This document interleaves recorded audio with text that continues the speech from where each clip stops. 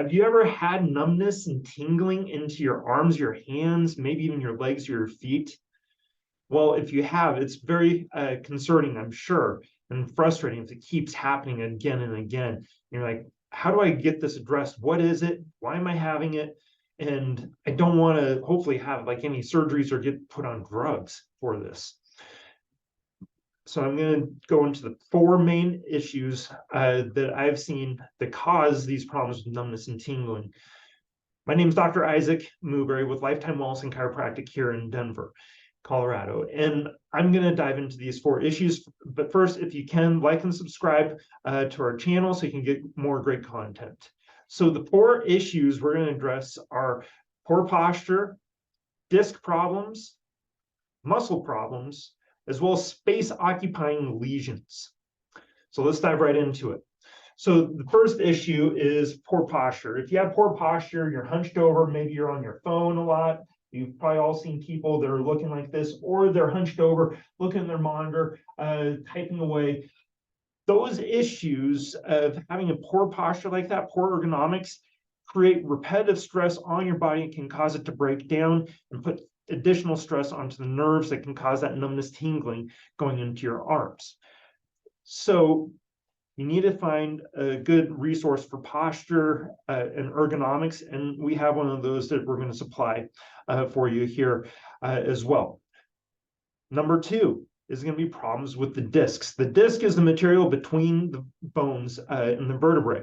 And so when there's a prolonged stress on it, it can cause it to want to wear down where it gets thinner and thinner and thinner.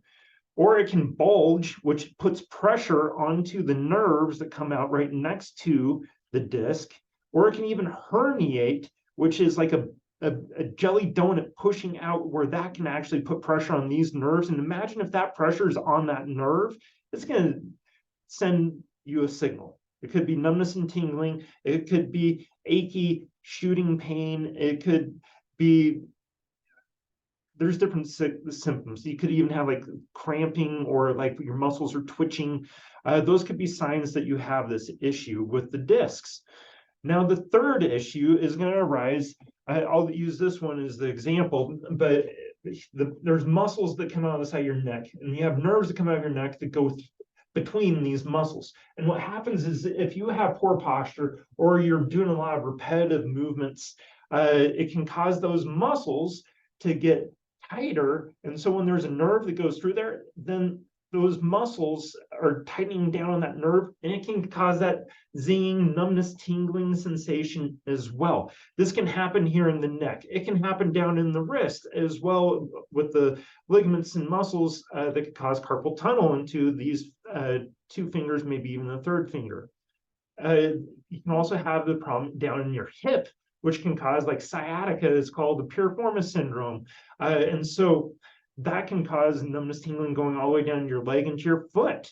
It's not the only reason, but that's just one reason. Now, the fourth reason we're going to address is the space-occupying lesion. And what is this? So this is something that you most likely have to see on an MRI to be able to completely diagnose this, but it would be a cyst, which can happen. The cyst can actually grow right in this area where the nerve comes out of, and that puts pressure on that nerve and will cause that zinging, numbness, tingling type of sensation as well.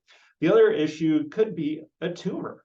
And so MRIs can be helpful with diagnosing and figuring out what is going on if there is that space-occupying lesion, and what would be the appropriate course of action.